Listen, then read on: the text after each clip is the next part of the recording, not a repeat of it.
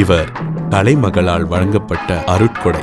இறைவன் வந்து திறந்துவிட்ட இசைமடை. திரை இசை வரலாற்றின் ஆதார ஸ்ருதி. நம் உயிருக்குள் ஊற்றெடுக்கும் தீராத நதி. வியாழனிலிருந்துதான் இந்த வெள்ளி முளைத்தது. திசையெங்கும் இசைத்தேனை அது அள்ளி தெளித்தது. ஆம், ஜூபிட்டர் பிக்சர்ஸ் அலுவலகத்தில் வேலை செய்யும் சிறுவனாக தன் வாழ்க்கையை தொடங்கிய MSV தன் கடின உழைப்பால் அந்த நிறுவனத்தின் படத்திற்கே இசையமைப்பாளரானார். 1000ல் ஒருவனுக்கு பிறகு இசையில் கோடியில் ஒருவராக விஸ்வரூபம் எடுத்தார் விஸ்வநாதன். ஆரம்பத்தில் இவரை குறைத்து மதிப்பிட்டு வாய்ப்பளிக்க மறுத்த எம்ஜிஆர் இவர் இசையை கேட்ட பின்னால் வீடு தேடி சென்று பாராட்டி தன் படத்திற்கு ஒப்பந்தம் செய்தார். அதன் பிறகு சரவெடியாய் அணிவகுத்தன எம்ஜிஆர் MSV ஜோடியின் சூப்பர் ஹிட் பாடல்கள். கவியரசர் கண்ணதாசனின் பேனா தூவிய தத்துவ விதைகளை தன் இன்னிசை மழையால் வளர்த்தெடுத்து விருட்சமாக்கினார்.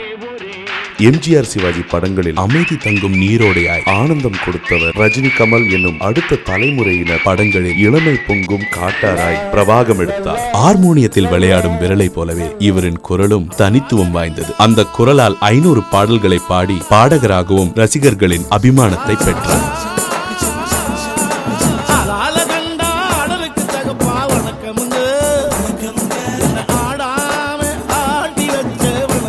இசையமைப்பாளராகவும் பாடகராகவும் அவதாரம் எடுத்தவர். நடிகராகவும் அரிதாரம் பூசி நம்மை ஆச்சரியத்தில் ஆழ்த்தினார். ஆனா உங்க கண்ணதாசன் டியூஷன் ஃபீஸ் கொடுப்பாரா? காதல ஒசத்தி கண்ணதாசன் பாடின பாட்டு இது. கிடல் பண்ண 50 வருடங்கள், 1000 திரைப்படங்கள், 5000 பாடல்கள், பல லட்ச ரசிகர்கள், எத்தனையோ பதக்கங்கள். இவையெல்லாம் MSV எனும் தனி மனிதரின் ஒப்பற்ற சாதனைகள்.